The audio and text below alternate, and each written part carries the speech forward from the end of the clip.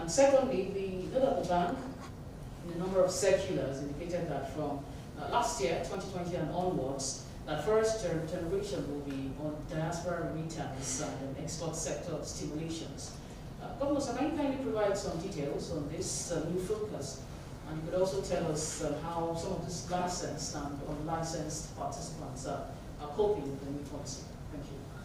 CBN, by its several circulars, showed that its emphasis in 2020 will be on diaspora remittance and export sector stimulation or support. You all recall that Nigeria currently, depending on the kind of priority it places on that source, has 4 sources through which we can raise revenue to support our operation, to support our obligations.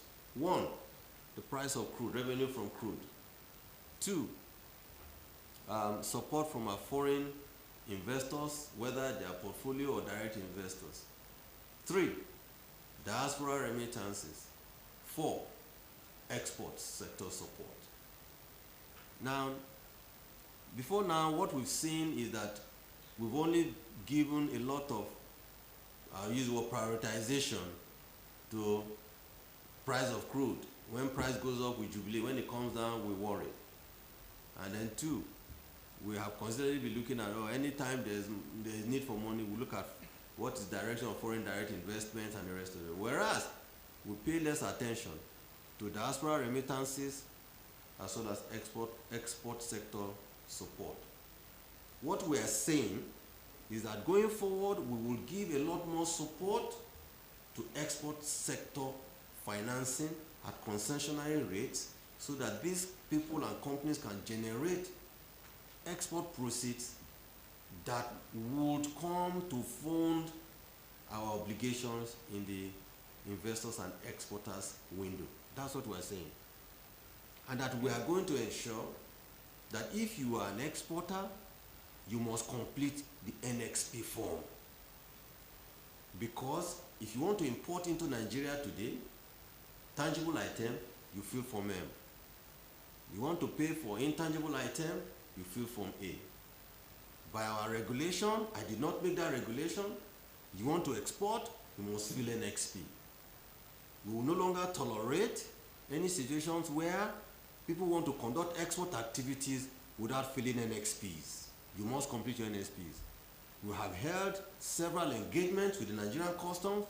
We have held several engagements with the shipping lines, and they have committed that no export will be done without completing NXPs, because NXPs is the only way we can regulate the volume of export activities taking place in the country.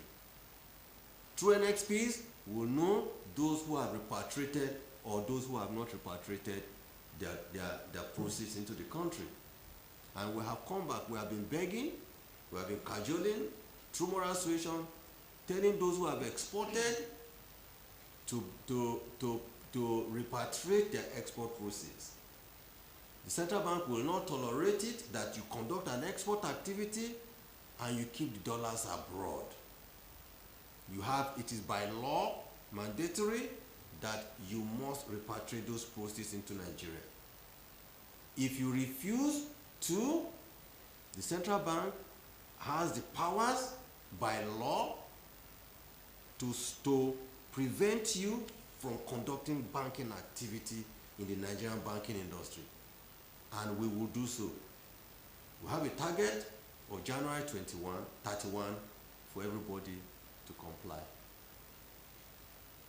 Because we cannot all be calling on the central bank, where is dollar, where is dollar, where is dollar, to conduct your import operations. And at the same time, there is a law that says that if you conduct an export activity, you must repatriate the dollar home. For others who want to import conduct the import activity, and what you choose to do is to keep your dollars abroad, we will not allow that. Now, on diaspora remittance, I have been, in fact, since I became the CBN governor, I've been hearing about the size of diaspora remittance. Some said 20. In fact, at the point, people said it's about $30 billion. And honestly, I have been looking for the 30 billion or 20 billion. I have not seen it. But this time, I have decided that I will focus to see those billions of dollars. You know what? I'm not even expecting 20 billion. If we get even up to 10 to 15 billion, I can tell you to help Nigerian economy. Today, Pakistan, and I think Pakistan, Indonesia or something, they generate average of $2 billion monthly in diaspora remittance. And this has helped to reduce the impact of COVID on their economy. We deserve it if statistical records show that the size of Nigeria's diaspora remittance is 20 billion. Nigerians deserve to know where and how that 20 billion is utilized, and will provide the record. And that's why we're insisting that if you are a licensed IMTO, the proceeds of remittances must come into the country as foreign currency through only our deposit money banks, not through mortgage institutions, not through any fintech. If you use any of those, we find it, we will ask the banks to close the accounts of those fintech or those mortgage institutions.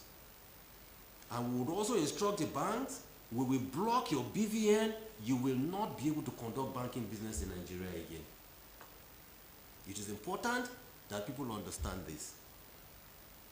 We cannot be calling on central bank to find dollars and we see where it is, and we say let people bring them in, and people begin to cut corners because they want to game the system.